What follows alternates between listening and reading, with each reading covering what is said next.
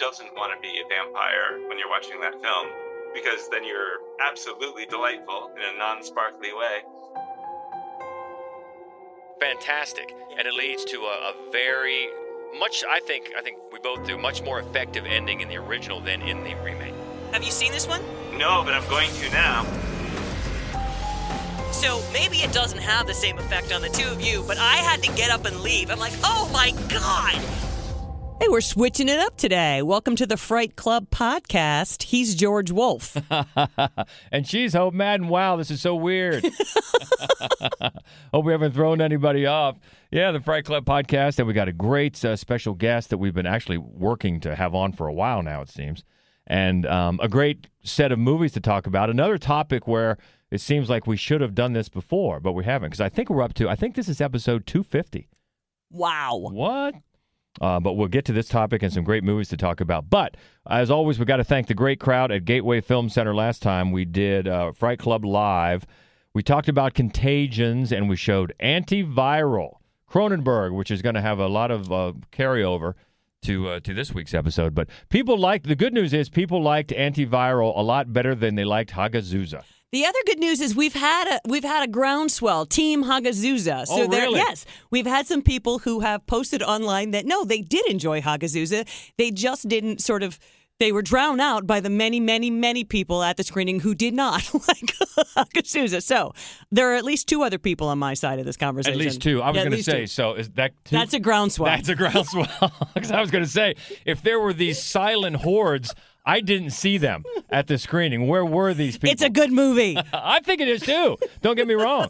I think it is too, but the silence was deafening when it was over. You know, they can't all be crowd pleasers, but this one was, I think, Antiviral. People like the creepiness except of it. for Captain Meatoxin, who he doesn't like David Cronenberg, and now it's official he also doesn't like Brandon Cronenberg, So that's just dumb, by the way. You're just wrong, Captain Meatoxin. Official beef between Meatoxin Cronenberg clans. That's right. That's I don't get that, but hey, that's okay. Thank you for that. Always a great crowd either way at Gateway Film Center for Fright Club Live. But now we're back in the studio, and like I said, we've been working to have the special guest on, and let's welcome him in straight from, right outside of New York City. Filmmaker Jeremiah Kipp, welcome. Hey, you guys. It's a privilege to be here. We're very excited to have you here.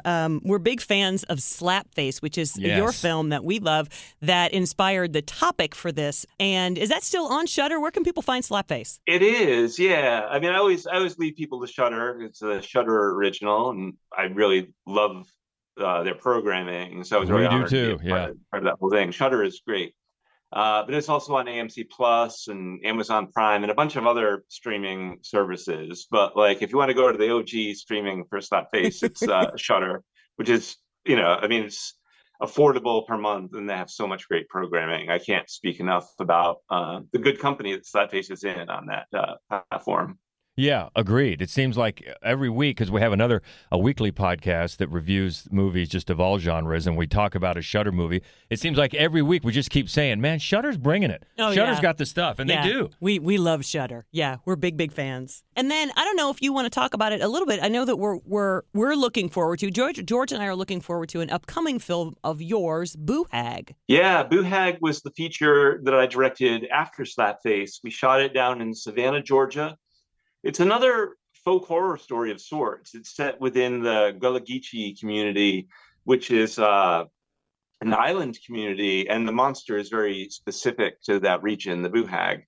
It was really incredible to make, and it took a long time in post because there was a lot of visual effects. Mm-hmm. It's not visual effects like a Marvel movie. There's a practical monster that VFX builds on top of, so it's not like the Thing remake where they just pasted VFX over the really wonderful practical effects. It's like a combination of practical and visual effects, but there were a lot of them. For perspective, like Slapface had probably 30 visual effects, and Boo Hag has like almost 200. So and it's a low budget film, so it took a long time to get it done.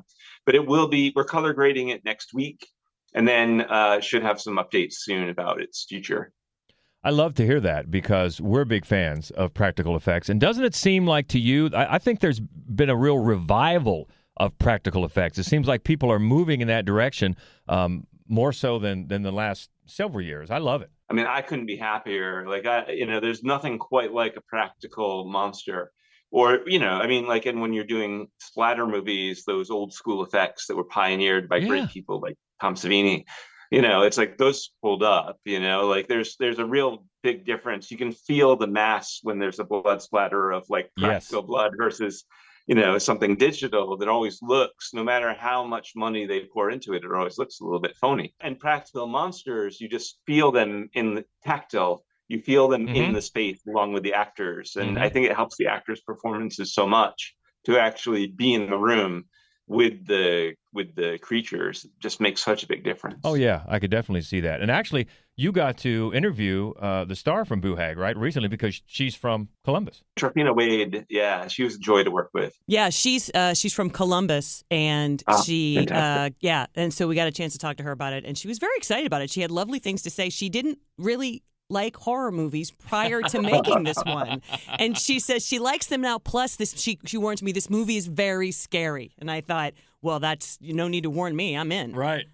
Yeah, that was our goal. I think that's moving. Like I love the fact that people like Toni Collette and Francis Pugh and people, like Willem Dafoe can do these genre films for a long time, it was frustrating that people wouldn't highlight the excellent performances in genre films. Right. I think that's moving now. Although in some of the films that we're talking about, like it had extraordinary actors who were heralded for their performance. One of the actors we're going to talk about won an Academy Award for a movie he did after the one we're going to talk about, and thanks to the director for the one that he did, that we are going to talk about. It's very strange. We can talk about that when it comes. Yeah. All right. Well, Boohag, put that up. Put Boohag on the radar. But this topic, brothers in horror, that was obviously inspired by Slapface. Yeah, which is, if you haven't gotten a chance to see it, you really must. It's a lovely movie. I think that it approaches family trauma in a very unique, unsettling, but tender way. And it has a monster that it's just a wonderful, spooky, but, I think anytime you have a villain that you actually feel for as well as are afraid of, when you sort of get that jumble of emotional response to something, it's so much better than that cut and dried evil versus good, I think, in a movie when it complicates your emotions. And man, Slapface did. Well, thank you very much. That really does mean a lot to me. I believe that monsters can hold great complexity, from James Whale's Frankenstein to Tony Todd playing Candyman and so on. There's a lot of nuance in the monster. Monsters have wants and needs, no matter how terrifying they may seem. I was recently reading an article by Guillermo del Toro about the kaiju, like Godzilla and Mothra and all those creatures. And, they're not evil per se. They're stomping on cities, but they're existing in their primal nature, which I found really exciting. And yes, brothers do figure into our story in a major way. The main characters are an older and a younger brother, grieving the loss of their parents. And the monster comes into their world, but these brothers are just barely hanging on economically. And the monster exists in contrast to them. They have this really disturbing game that they play, which is the title of the movie, Slapface, where when the younger brother gets in trouble, they play this very ritualized game where they slap each other equally hard as a punishment game, but a way to connect with one another. And placing that like real domestic violence in contrast with the monster story, kind of has the naturalistic horror and the supernatural elements existing side by side, which I found really, really interesting.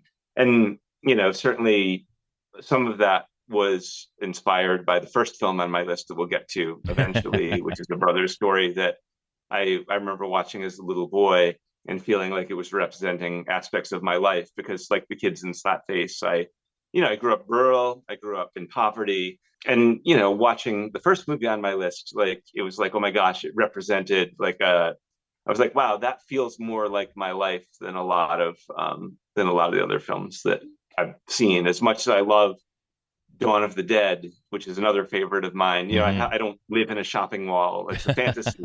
I would be in the shopping mall as a kid and be like, wouldn't it be cool if we lived here? And then Dawn of the Dead, you watch that and it fulfills it. But some of these other films that we're talking about ground the horror in a familial reality that I found really touching and sincere, and also brings the horror close to home in a way that I found powerful. Right.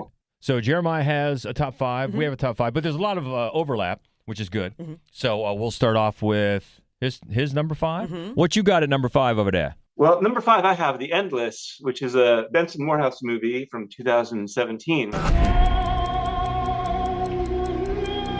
want to go back. That place is not what you think it is. She lied to you. We couldn't be happier. I saw some things last night. There's something out here, isn't there? Happier. Yeah, there is. Happier, happier, happier, happier, happier. Who's next? Benson Morehouse, like they kind of have that Richard Linklater slacker energy, and they kind of pull that into these almost H.P. Lovecraft-like elder gods, mysterious stories. The Endless is one of my favorites of theirs. It's like it is two brothers who for several years have escaped a cult and are trying to get by, and you can tell from the way that they live that affording food every week is like a challenge for them. They were living in essentially a crazy commune. Mm-hmm.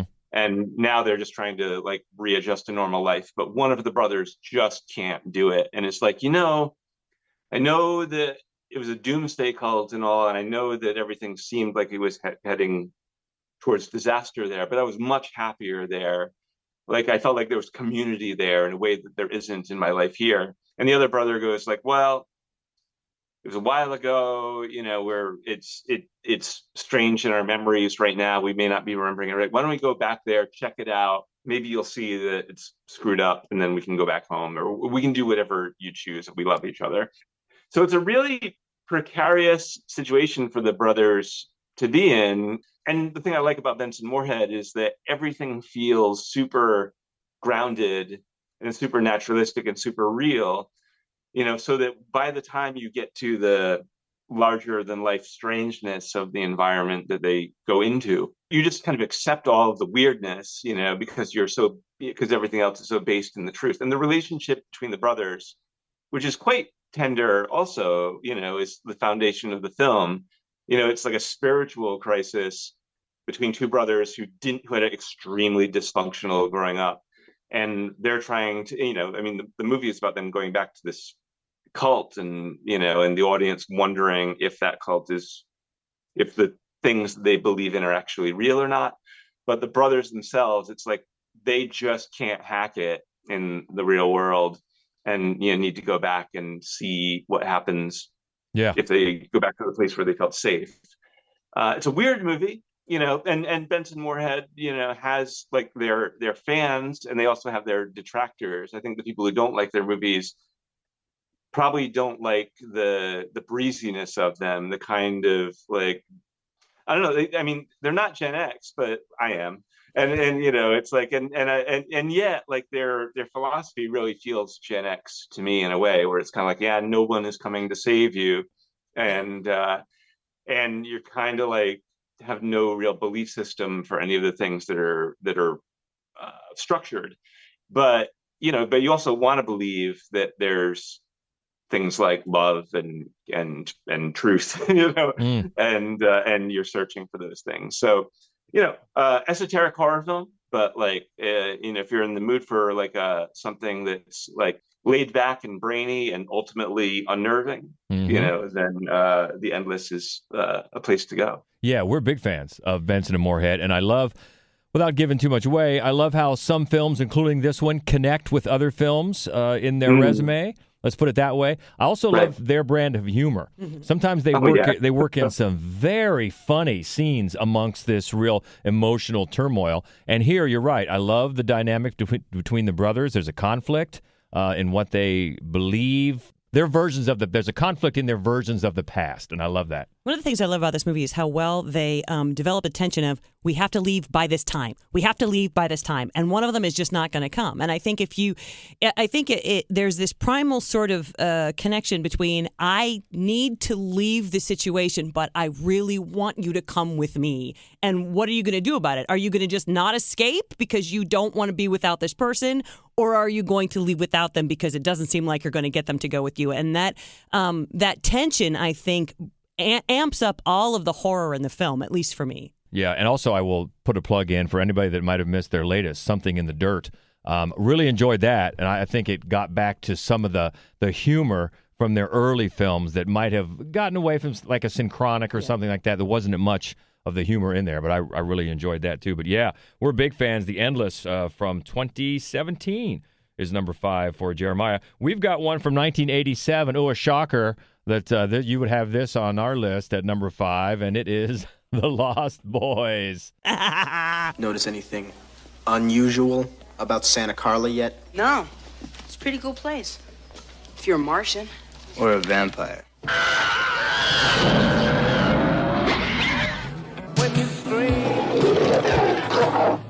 You're a vampire, Michael. My own brother, a damn blood-sucking vampire. Oh, you wait till Mom finds out, buddy. When a vampire buys it, it's never a pretty sight. Michael, they're coming! But there's so many brothers in this movie. You've got Michael and Sam, so that's your core brother situation, and they're being torn apart. And then Sam confides in the Frog Brothers. So there's the brothers that work as a team. They are a single unit, and so that's kind of the ideal for Sam and his brother. But really, Michael's been drawn into a whole other brotherhood with David. And so it's really, which you know for certain, at the end when the whole reason that they've been sucked into this is because the big vampire wants a mother to come in and make her boys behave. So he's looking to create a very specific brotherhood. I think the real way to read all of this is gay. That's the real way to read all of this. And I love that about this movie is that really underneath of it, it's sort of heteronormativity trying to take over what has otherwise been kind of this free and very interesting lifestyle. But I love that about this movie. I love that Joel Schumacher made a movie that was so clearly gay, clearly so, and yet nobody read it that way in 1987, which is crazy. But I also wanted to point out that there's a lot of very handsome brothers. I was going to say that's not the way Teenage Hope probably. No, I did not consume this movie. I was like, bite him, David. I really want you to bite him. Yeah, I agree. I always found The Lost Boys to feel super queer. You know, it's like it's just all that hair. You know, all that like poofy hair and like all the wind blowing through that poofy hair and the beautiful soundtrack and the spirited locations and yeah, the relationship between the main brothers is touching and complex. The Lost Boys themselves, I do think of them to be a loving fraternity. You know, it's like you who doesn't want to be a vampire when you're watching that film? Because it's you either want to be the vampires because then you're absolutely delightful in a non-sparkly way, or you're the Frog Brothers, which I also would embrace because anybody who watched that movie and was like the proud, nerdy outsider, you know, could embrace the Frog Brothers because they were all in 100% on their thing. Mm-hmm. You know, like the Frog Brothers knew who they were. They weren't going to apologize about it. They were total nerds, not beyond nerds. They were like outsiders. And they really knew they were on the true wavelength of what was going on. So I loved all of them. I loved the sexy vampires. I loved the super nerds, the super outsiders of the Frog Brothers. They were all a joy to watch. And it's got a great late 80s timestamp. And am I wrong? Was this the beginning of Corey Mania? It might have been, because the two Coreys were, of course, in it together. Yeah, And the Corey Haim character had that Rob Lowe poster on the wall. And then, of course, there's the saxophone player. Again, I mean, I'm so proud of Schumacher for making this movie the way he made it. But also, back to the Frog Brothers for a second, one of the things that I love about them is that if it was just one person, if it was just one frog boy, he would be so unhappy, but he's never lonely. He's never alone, and they don't have to worry about what other people think of him because they always have the other one. I love the Frog Brothers. I mean, they're not the ones I liked the best when I first saw it. I'm not going to lie. But that was Teenage Hope tapping you on the shoulder there. That's our number 5 from 87, The Lost Boys. I think, do we have the same number 4? We do. Look at this. This is a classic. Holy cow, we do. Yeah. Number 4 from 1982. This is a Frank Henenlotter classic, of course. It's Basket Case. What is the secret Dwayne is hiding in the basket?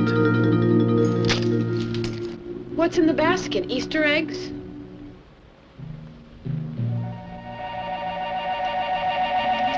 What's in the basket? My brother. Open it, if you dare. Basket case. Yes, like a fine wine, this film gets weirder every year. 1982. So from the glossy, beautiful piers of the Lost Boys straight down into the toilet with Frank Henenlotter, who's one of the great maestros of super strange schlock. I like a lot of his films, but Basket Case, I think, is his crown jewel. Agreed. It is Brothers, and there is a young man carrying around a basket wherever he goes. Another lonely outsider, in the big city.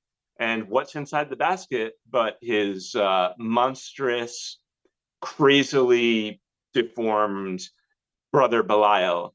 And they're working together to do a series of murders to kill off all of the doctors who screwed up back in the day and made Belial what he is. So Basket Case is somebody gets killed in an interesting way every 10 minutes story. But what makes it beyond the no budget schlockfest is that the brothers genuinely care for each other. They're both extremely interesting characters. The monster is a wonderful low budget practical effect that has real nuance. And the older brother gives a really good performance. It's like, it's kind of like you get the brothers are kind of both versions of Lon Chaney Jr. and the Wolfman, the tormented protagonist who is struggling to get by, and the id that is aching to destroy. So Basket Case, which had a couple sequels, is a Frank Henenlotter classic from back in the day. Yeah, and give a shout out to Kevin. Let me pronounce this right. Kevin Van Hentenryck plays Dwayne. And you're right about the practical effects with Belial. Sure, you can look at it and say, the processes have improved so much, but it's still to this day an iconic image when you see that image of Belial. Yeah, there's no question about it. Plus that name. I love that name. Yeah. It's such a great evil twin name. And I do think that it's that sort of Jekyll and Hyde, the id, he's carrying around his dirty laundry with him wherever he goes, sort of a situation. And it's funny and it's fun. And it's one of those movies where I think that the low budget actually makes it much better. It makes it believably seedy because they're in that very seedy New York City apartment building, super seedy. You totally buy it. And I think there's a weird charm to all of Henenlotter's films. There's like this weird sweetness that you don't expect when you see what you're seeing. And the first time we got that was because this was his feature debut, which is actually pretty impressive. Yeah, and I love to think back to audiences in 1982 because it wouldn't last very long today, but just the mystery of what's in the basket. What's in the box, what's in the box. You want to see in there, and you didn't have it. It couldn't go viral back then, so people had to go to the theater and see what was in that basket. I love thinking back to how those audiences consumed it then. Yeah, I love this movie. I mean, it's fun. It's one to watch all the time. So both of our number 4s, Basket Case from 82. All right, so when we move up to number 3, we'll move on because it turns out that Jeremiah's number 3 is our number 1. So we will be talking about that. We'll go right to our number 3 from 2014. Yeah, we love this one. It's Good Night, Mommy.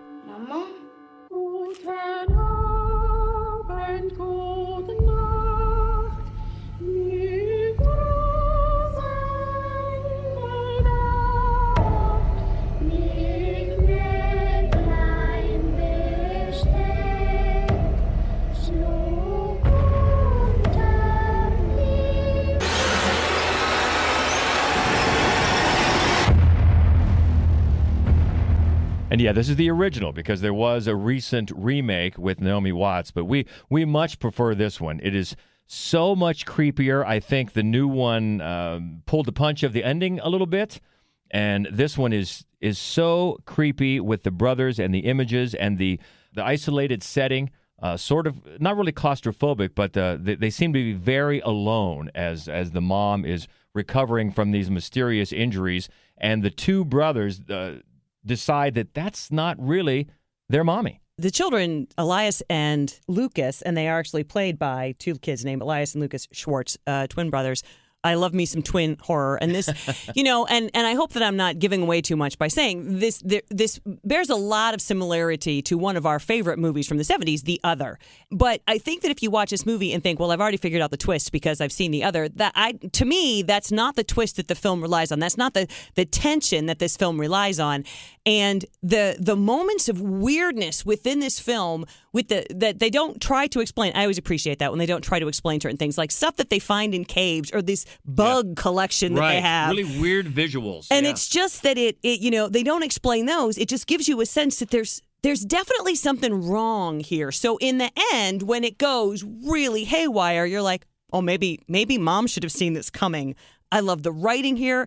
I love the visuals of it. Severin Fiala and Veronica Franz are the writers-directors who also went on to make The Lodge, a movie that we love. And I think back-to-back, I don't think they trust children. Especially twin children. Yeah, but you're right. It's increasingly creepy with the visuals. And it just looks gorgeous. I mean, the cinematography, both inside the house and then outside, fantastic. Yeah. And it leads to a very... I think we both do, much more effective ending in the original than in the remake. Have you seen this one? No, but I'm going to now. It sounds amazing. I remember seeing the trailer and then saying to myself that it looked immersive and strange and singular. But yeah, I know what my homework assignment is for tonight. So number 3 for us, the original Goodnight Mommy from 2014. All right, good news at number 2, we both have the same one. And it is a great one, and this is from 2001. Director, gone too soon, Bill Paxton. This is Frailty. They were raised to obey their father. Go do some homework. To love him. To trust him. Night, boys. Sleep tight. Don't let those bed bugs bite. Until... Wake up. I've got something to tell you. What's wrong? There are demons among us.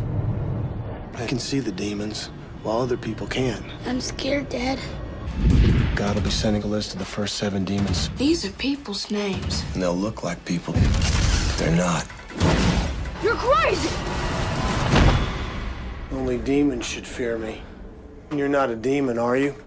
The late, great Bill Paxton. Yeah. It's a wonderful film. It's so good that it makes you wish that Bill Paxton had directed more. Exactly. I feel like he had a lot more to say. There was a Joe R. Lansdale film that he wanted to make. There were other things he wanted to do. And great actor and surprisingly extremely talented filmmaker.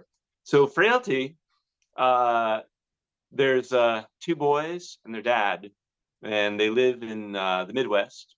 And their dad has a vision from a higher power that says that there are demons in the world, and it is their responsibility to go out and kill them. Boys, got bad news. We got to go out and kill some demons. I don't want to do it, but it's the Lord's word.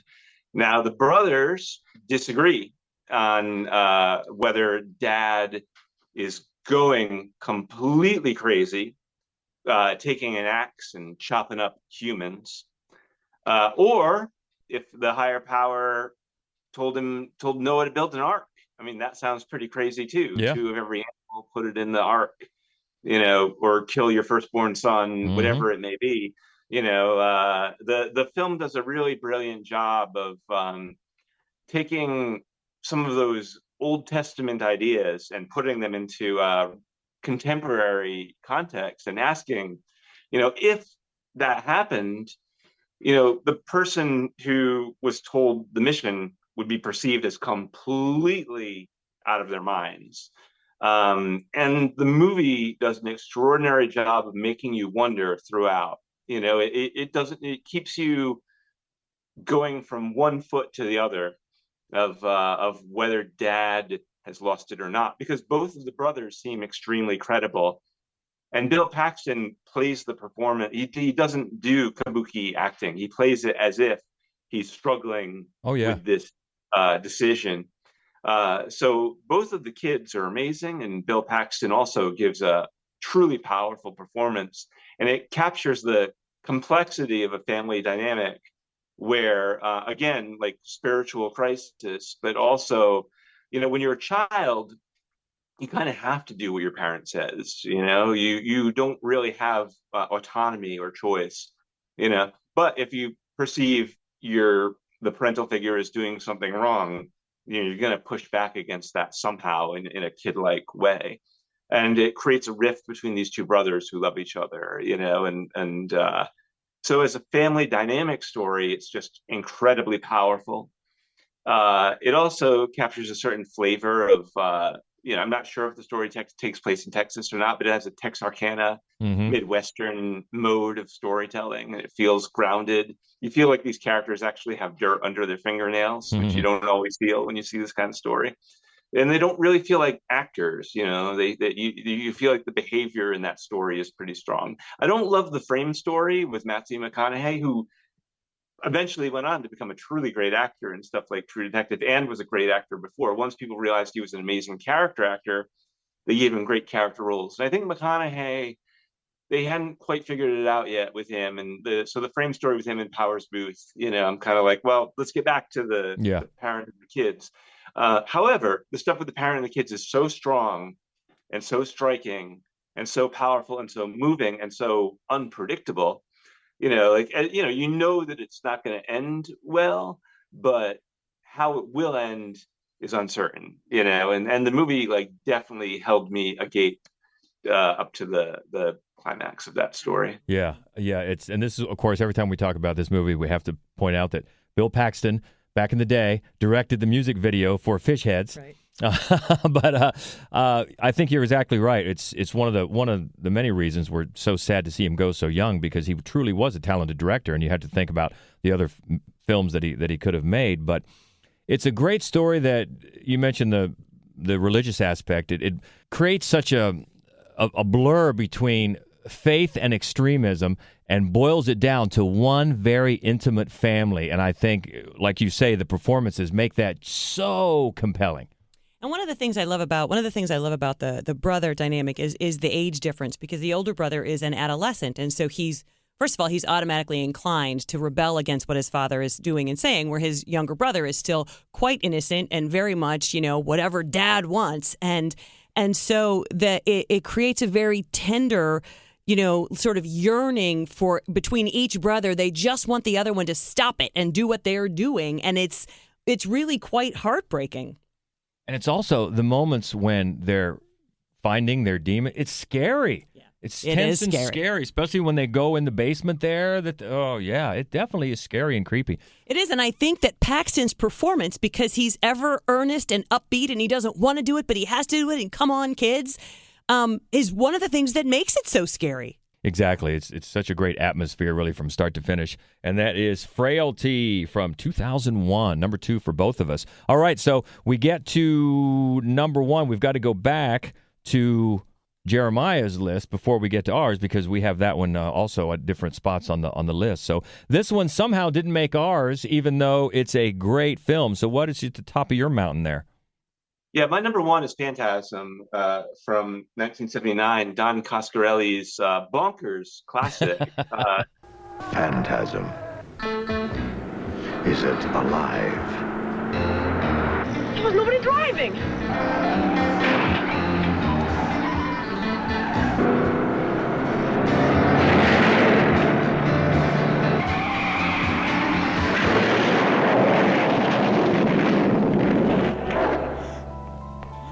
Whatever it is,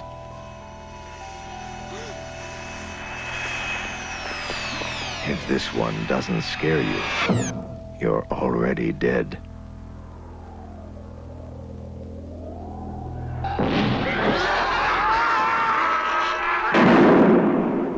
Phantasm. The first time I saw it, just careens from event to event in a way that could be perceived as dreamlike, but it has its own really rich mythology to it and its own strange dream logic.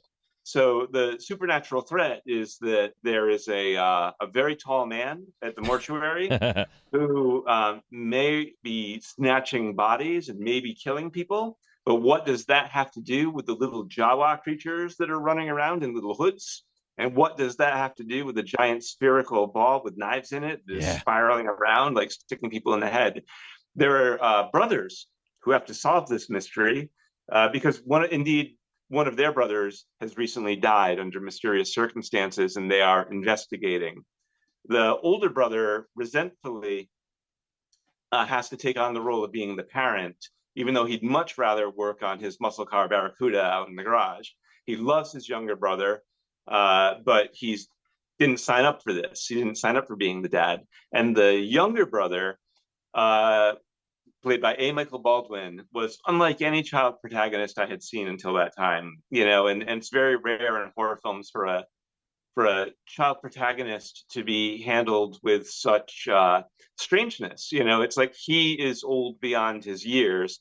Like he will grab the shotgun shell, tie it to a hammer, and knock and blow the door down because they live in a very irresponsible household where they've got guns lying around and beer and wood paneling and But I was like, that's my house. I was like, that feels like where I grew up. Like that feels like what I would do under those given circumstances. When I watched that movie and I saw Mike running around on a scooter, I was like, yeah, I skulk around in the graveyard and I have these knives and and these crazy friends, I have that Vietnam vet friend. He didn't drive the ice cream truck, but he would come over and play guitar, all that stuff felt so real to me and so much like how I grew up. And when you see a film that speaks to how you grew up, it just takes your heart, and I've always loved Phantasm in that way because it took where I grew up and given circumstances of my childhood, and then transported it into the most hyper surreal strangeness. And that's the other good thing about the movie is every new adventure deepens the mystery of what's going on.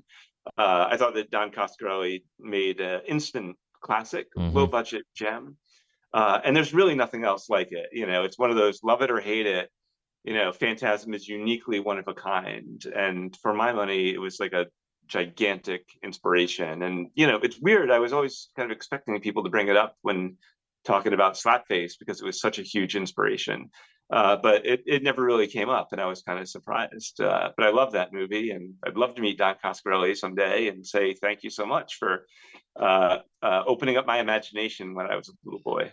Yeah, it sounds like we're somewhat close to the same age because I think I have the same memories about this movie and the way it looked and the way it spoke to things about my childhood. And also, you remember, eight or so years before the puzzle box in Hellraiser, we got that orb. And that, along with the tall man, those two things have remained staples of horror. All you got to do is show a picture of the tall man, show a picture of the orb, and I don't think about the sequels. I think about this one. Yeah, well, Angus Scrimm was amazing. He was absolutely perfect in that role, and he had that great voice. And the way they shot him, of course, always at a high angle, so he was just looming over you. And the orb, the mind that came up with that we have that as a Christmas tree ornament, by the way. It's an excellent Christmas tree ornament. Everyone should have one. But there are so many iconic images in this movie that I think, it's easy to throw away. It's easy to not recognize all of the just sort of genius madness afoot in this film. Yeah, truly one of a kind. And a shout out to Angus Scrimm. I was fortunate enough to have produced a movie many years ago called Satan Hates You, where Angus Scrimm and Reggie Bannister were both in it. Wow. And Reggie Bannister nice. Is exactly the same as Reggie in the movies. Like, they say don't meet your heroes, but Reggie was the exact same guy that you saw in Phantasm series. He is that character, and that character is him. And then Angus Scrimm, thankfully, is not the tall man. Was not. Maybe rest in peace. He was a very old school gentleman. He felt like old Hollywood. And, the way that he would approach the entire profession was to say, wow, isn't it extraordinary that we all get to be a part of this club where we get to play make-believe and it's all here before us. And he was just such a class act and such a lovely gentleman. I was so sad when he passed away. But I was so privileged to have had the chance to work with him. A great man. I'm curious, did he realize the icon pedestal that he was on among horror fans? I think that he grew to understand it, he just wound up talking to enough people who said to him how meaningful these films were in their lives. Not just me. I mean, there are so many people who love that film. So I think at first he was just like, this is like a fun lark that I'm doing with my friends. I really like Don Coscarelli and those guys, and I'm sure I'll play the bad guy in our little movie, and then just to see it continue for year after year after year, and for older fans and younger fans to all find it. I think it really touched his heart. Nice. He was I think really won over and very touched by and accepting of the love and generosity and grace of the fans. I think he really appreciated it. Well, that's great. That's great how awesome it is that you got to have that experience. And that is your number one for Brothers, Phantasm from 1979. Okay, when we move up to our number one, then we go back because it's also Jeremiah's number 3, and this is one that sort of has some new relevance thanks to a recent remake, but the original goes back to 1988, David Cronenberg's Dead Ringers. By every scientific measure, they are absolutely the same. They share everything. You haven't had any experience until I've had it too. Doctor, you've cured me. You mean to say there's 2 of them? They're twins, dear. For working on mutant women, Radical technology was required. something radical is definitely required. Dead Ringers. Separation can be a terrifying thing. My gosh, Dead Ringers. It's a classic. I just watched it again like a week ago. Like I watched the Amazon Prime series and absolutely loved it. I was really taken by it. We did Great too. directing, beautifully shot, like a really wonderful reimagination of the Cronenberg original. But then I was like, let's go back and look at the 88 because I hadn't seen it in a long time, and I was always really struck by Jeremy Irons and his absolutely extraordinary performance. And I think he knew it too, because when he won the Academy Award for Reversal of Fortune, he thanked David Cronenberg, not Barbet Schroeder, who directed Reversal of Fortune. And I thought, yeah, Cronenberg really is good with actors. There have been so many good performances, great performances in his films. Like there's a whole lineup of like amazing actors: James Woods, Jeff Goldblum, Jennifer Jason Leigh, and indeed Jeremy Irons playing these twins, these brothers. And the thing that he did with such sensitivity was, at first glance, you can't tell the twins apart. They both look like Jeremy Irons. They both dress like the Mantle brothers. It's like you don't look at them and say, oh, this is the older one and the younger one, the alpha and the beta, until you inhabit the space with them, because they are so united and so closely locked together. But then when you spend time with them in the film, you see their differences, and their differences become a chasm that create the tragedy of the movie, because like they are different and they are not united. They are not one, they are two. They are two different people. And yet the strangeness of the movie is you see them kind of unable to separate in that way. They keep wanting to crawl back into each other and be the one. I thought Cronenberg, it's like there's not as much overt body horror in the Cronenberg in Dead Ringers as you see in like Videodrome with James Woods sticking his hand into his stomach. But the body horror of the film are the brothers, and indeed they are twin gynecologists. So like they, the misogyny of their belief that they are operating on mutant women and their crazy tools certainly have an aspect of body horror. But I think the real body horror is Jeremy Irons' performance and the way that movie builds to a absolutely tragic denouement, where it's like I need to be one, not two. It's like shockingly upsetting to watch, and you leave with the feeling of like, oh my God, this was a dense, thoughtful masterpiece, one that has so held up over the years. David Cronenberg's a favorite of mine. Oh yeah, us too. And this movie is so driven by Jeremy Irons' performance, and it was fascinating to me. I read that I'm pretty sure I have this right. He, in his own mind, in his own method for playing the twins, kept them separate by scenes, because when he was playing one, he would keep his weight on the balls of his feet, and on the other one, he would put his weight back on his heels.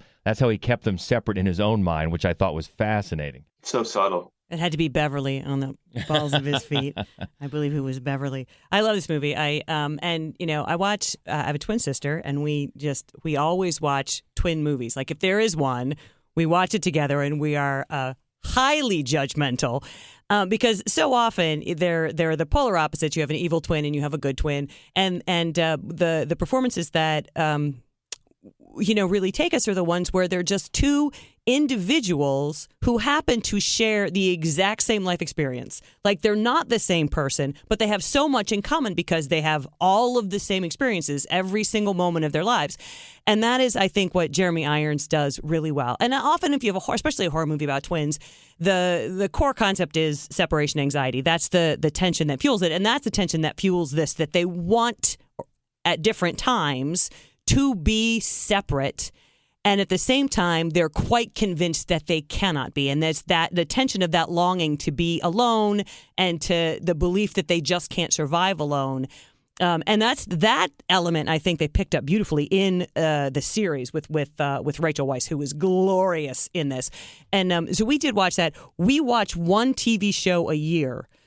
Because we're film critics and we watch 300 movies a year, and so we really don't have the chance. And so we're very specific about the one. And the first time we saw a trailer for Dead Ringers, we're like, oh, I think we found our 2023 TV show. And we're glad we watched it. It was amazing. It was, and gave a different aspect to the same story, which, by the way, both are loosely based on real-life twins, Stuart and Cyril Marcus.